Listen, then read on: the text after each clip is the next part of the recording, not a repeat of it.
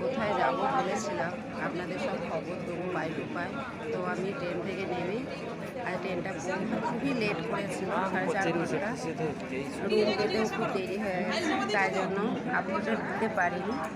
কিন্তু আমি এসেছি, আমি এখানে চেক আপ করাতে এসেছি টাটা মেডিকেল হসপিটালে।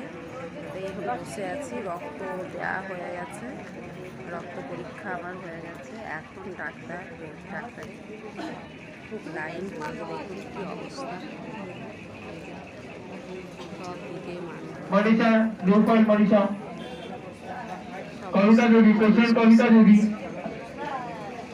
কত ভিড় টাটা, খুব ভিড় ওইখানে হয়।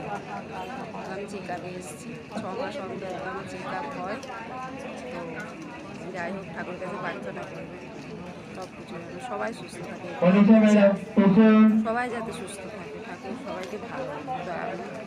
আমি যেমন ভালো আছি, 6 মাস অন্তর আমাকে টেস্ট করাতে হয়।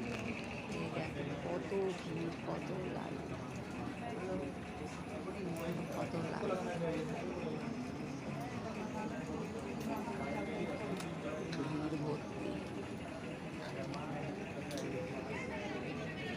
লাইন ভর্তি। যাই হোক, আমি বসে আছি, ডাক্তার দেখাবো।